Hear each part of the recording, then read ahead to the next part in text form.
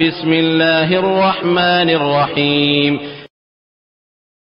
فاسألوا أهل الذكر إن كنتم لا تعلمون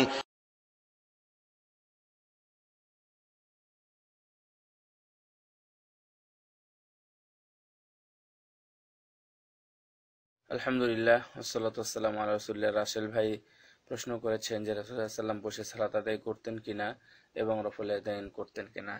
হ্যাঁ, রাসূল সাল্লাল্লাহু আলাইহি ওয়াসাল্লাম বসে সালাত আদায় করতেন, যেটা হাদিসে পাওয়া যায়। সুনান ইবনে মাজাহ, তিরমিজি, এই হাদিসগুলোতে আছে। ইবনে মাজার 1195 নম্বর হাদিসে এটা হচ্ছে উম্মু সালমা রাদিয়াল্লাহু তাআলা আনহা থেকে বর্ণিত। উনি বলছেন রাসূল সাল্লাল্লাহু আলাইহি ওয়াসাল্লাম বেতের সালাতের পরে উনি 2 রাকাত সালাত আদায় করতেন সংক্ষিপ্ত, অথচ তিনি বসে বসেই আদায় করতেন। সুতরাং বসে বসে সালাত আদায় করা যায়, তবে এই সালাতটা একটু বিশেষ, বসে বসে আদায় করা যায়। আর যদি অসুস্থ হয়, এটা এটা কোরআনের আয়াত কোথায় থেকে, সূরা আল ইমরানের যে শেষের মানে শেষ রুকু 4 নম্বর পারায় আছে।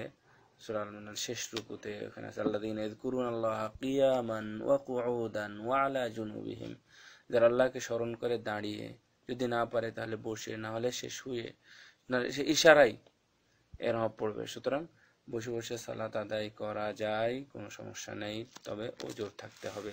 তবে বেতের সালাতের পরে যে 2 রাকাত সালাত আদায় করা যায়, এটা ওজোর ছাড়াই দাঁড়িয়ে বসে বসে পড়া যাবে। আর রফুল ইয়াদাইন সম্পর্কে এটা মাশহুর, আমরা শুধুমাত্র বুখারীর 2-3টা হাদিস নম্বর দিচ্ছি, এখান থেকে আপনি আরো অনেক ক্লু পেয়ে যাবেন।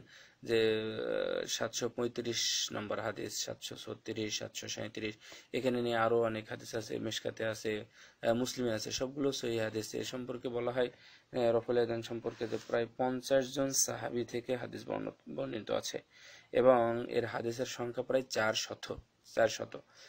এবং যে হাদিসগুলোকে মুতাওয়াতির বলা হয়, অর্থাৎ নিঃসন্দেহে গ্রহণযোগ্যতা পেয়েছে এবং আমল করার যোগ্য, তার মধ্যে এটা একটা হচ্ছে অন্যতম। মুজার উপর মাসাহ করা, এটা হচ্ছে এটা। তারপর হচ্ছে ইন্নামাল আমালু বিন্নিয়াত, এই হাদিসটা হচ্ছে মুতাওয়াতির পর্যায়ে।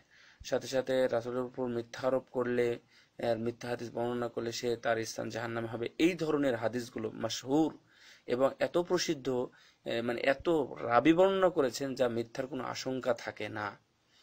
আর যদিও আমাদের সামনে অনেক ধরনের ব্যাখ্যা এখন নেমে এসেছে যে কিভাবে রফুল ইয়াদাইনের হাদিসগুলোকে কাটা যায়, ওয়ালিয়াযু বিল্লাহ, আস্তাগফিরুল্লাহ। সুতরাং রফুল ইয়াদাইনের অনেক হাদিস আছে, অবশ্যই রফুল ইয়াদাইন করতে হবে। আর রফুল ইয়াদাইনের কিন্তু অনেক মর্যাদাও আছে, যেগুলো আপনারা দেখবেন, বুঝতে পারবেন রফুল ইয়াদাইন সম্পর্কে আলোচনাতে। আল্লাহু আ'লাম।